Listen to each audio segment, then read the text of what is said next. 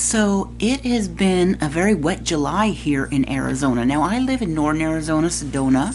Typically northern Arizona does have more rain in the Valley of the Sun, but this year I'm not so sure because we've had rain all over the state.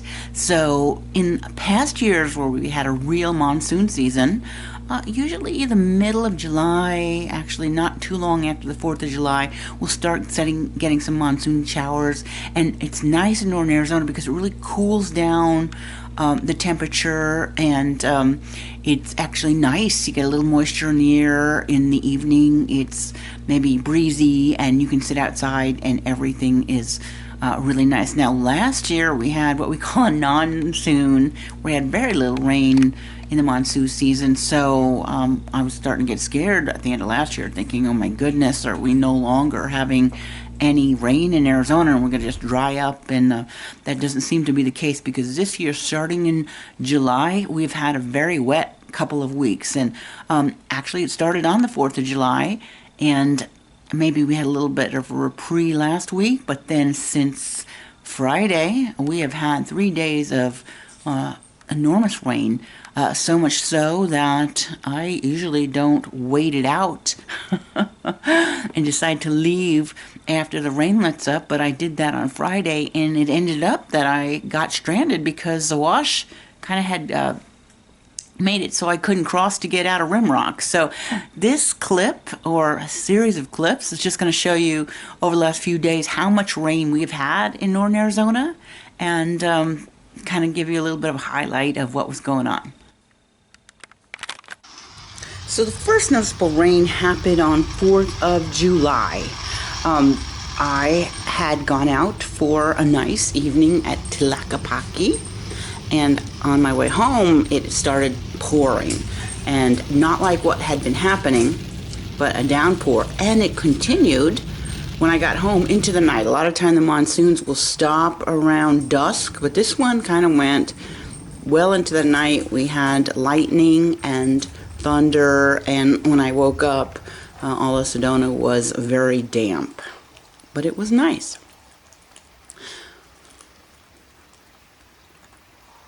Now on Friday is when the major rains started. I guess I shouldn't say major, but I had been in Sedona and was headed back to Rimrock, and it rained all day. Finally I left around 5, and look, this is what happened. The wash was very flooded.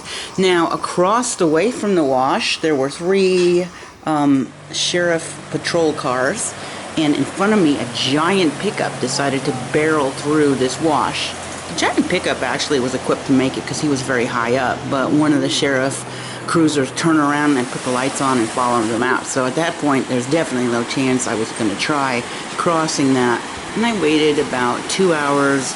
Around 7 o'clock the water level had declined a lot, like you could see here the kids are walking through it. So I decided to leave Rimrock and was able to get home. But now look, there were still a lot of heavy clouds in the sky, actually some very interesting cloud formations.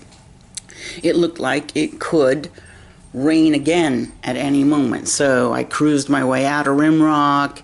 I went through McGuireville, and at this point I do this sometimes where the weather's very bad, or I might be concerned about heavy traffic on Interstate 17.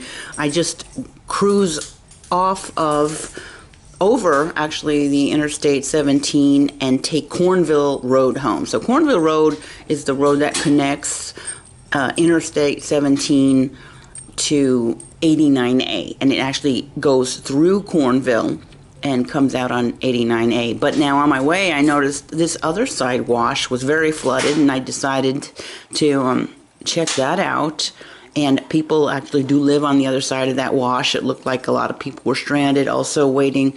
It wasn't flowing too heavy at this point, but just too much water. I thought that was interesting. And then once I got to Beaverhead Flat, now Beaverhead Flat connects Cornville Road to the 179. And of course the 179 is the way that I get home to Sedona off of the I-17 So the 179 is exit 298. Cornville Road, McGuireville is exit 293 if you were headed north on Interstate 17. So again, very dark, gloomy clouds. And I love actually video recording clouds when they are interesting and they're hanging low in the sky like this. So finally I make it back to the 179. By now it's 7:30. And it's raining lightly in the village, but you know, it's kind of nice. Raining a little bit lightly, water is flowing. At this point, I just needed to stop and get some gas. And so I made my way into the village and went to the gas station. Oh, by the way, do you see that building right there? That it says Arizona Tourist Information. That building is for sale right now. It's a commercially zoned building, and I think it's offered at $1.2 million, which does seem a little bit high for the size of that building, but I could be wrong. I would have to look at comps, but if you were interested, I could get information on that building. Okay, so when I finally get home, I cross the little wash in my own neighborhood, and it's like flowing, not heavy, but again, this has been 3 or 4 hours since the Rimrock wash had peaked, so I imagine this little wash on my block was higher earlier in the day. Now with me, if this is flooded, the road on the other side of the block has a bridge over it. So if this wash is too heavy to cross, I just take the other block and I can get to my house. But in the Rimrock place, yeah, you're pretty much stranded. Okay, so the next morning I have to get up early and go out to Ovegaard, and I thought I would take a little video montage of the sky, because again, the very next morning, which is Saturday morning, very early at this point,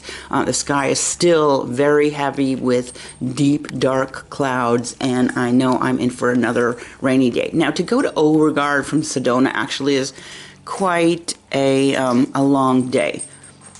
Now, I'm coming back from Ovegaard later on today. What happens to get to Ovegaard is you have to, from the village, take the 179 to Interstate 17, and you go south on 17 until you hit the State Route 260. You take 260 east all the way to the other side and get to State Route 87. 87 through Pine, Payson, Strawberry, to get to the 260 again, where you continue east to Ovegaard. So that actually is about a 3-hour drive, very taxing. And so this, what you're seeing, this heavy rain was on my way home. I had gone back from Ovegaard, dropped off my client in Payson, and then continued home. This is the 87. Now the 87, by the time I hit Payson, actually even before I hit Payson, very heavy rain the whole time. And at some points, my car is like skidding, you know, like I'm going slow. It looks kind of fast in the recording, but my truck is going pretty slow, because if I hit a big puddle of water, I start to slide off the road. So at some point here, this guy is behind me, like 10 feet off my tail, and I finally am able to connect onto the 260 again to go from State Route 87 all the way back to Interstate 17. And this, of course, you have to go through Camp Verde. So now finally the rain was letting down a little bit. It was kind of nice, but still heavy clouds. Like any second I thought it could start raining again, and I'm, you know, tired because I have been on the road since 8:30, and now it's about maybe 6 p.m. and I'm hoping the rain would just subside so I could go home and maybe get something to eat and take a little nap. So one thing that is nice about living in Arizona is there are two very good radio stations. One is The Mountain, which broadcasts out of Flagstaff. It's 93.9 FM. Now they play a lot of the old classic rock, but they'll play some very old classic rock that you haven't heard in years, like for instance Dokken. I hear Dokken quite a bit. Oh, now when I'm about 3/4 of the way from the 260 heading into Camp Verde, I start seeing really heavy fog. For quite a ways there's heavy fog, and I'm trying to navigate the fog, and at this point I'm just, I'm tired. I would like to go home, but I'm cutting through the fog. And eventually I do, you know, it does kind of dry up, and I'm headed out now, getting close to Camp Verde. So the other radio station that's very good is called The Cloud. That one broadcasts out of Cottonwood or Camp Verde, and that is 95.9. That's also kind of an oldie station, but you get a little more of the pop music there. So two very good radio stations in northern Arizona if you like the old classic fossil rock like I do. So finally, it's like, yay, I am back home to the village of Oak Creek. Very nice to get home.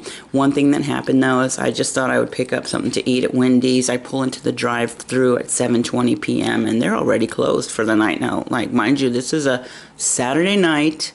We've got 3 fast food restaurants where you can go to the drive-thru, and Wendy's by 7:20 p.m. is already closed. So I didn't have Wendy's.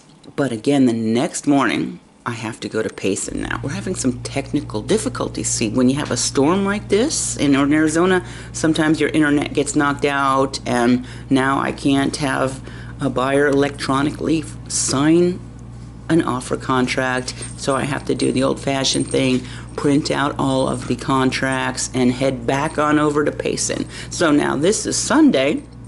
We're still having a ton of cloud cover. As you can see, looks like any minute it's going to start pouring again. And it didn't start pouring again until I got to Payson. It is a beautiful ride though. Now, since I had to go all the way to Payson, and that's an hour and a half from Sedona, I thought, what the heck, I might as well just continue on to Chandler, and then I could see my kids. So that's what I did, but I encountered heavy rain again. So now in Chandler, the rain is coming down, not in Chandler, now I'm on the Beeline Highway. So I'm on the 87 headed south to hopefully get to the valley, and I'm forgetting because I don't usually take the typical weekend that the Sunday traffic going southbound is very heavy. So I'm dealing with very heavy traffic, and look at this cloud formation. I just thought this was amazing. I took this cloud formation, but there were plenty of clouds, and that was it. My name is Dawn Dickinson. I live in beautiful Sedona, Arizona. I do sell real estate for a living, so if you have a question about real estate, or if you'd like to have a list of homes for sale in Sedona, Flagstaff, Verde Valley, anything like that, please take a look at my email or my phone number and drop me a text or phone call or an email. Let me know what you're looking for. And also, this channel, living in northern Arizona, is my hobby, so if you like the channel, please give me a thumbs up and perhaps subscribe. I post videos on these type of topics every single week, so I hope you will come back, and I hope to see you here again next week.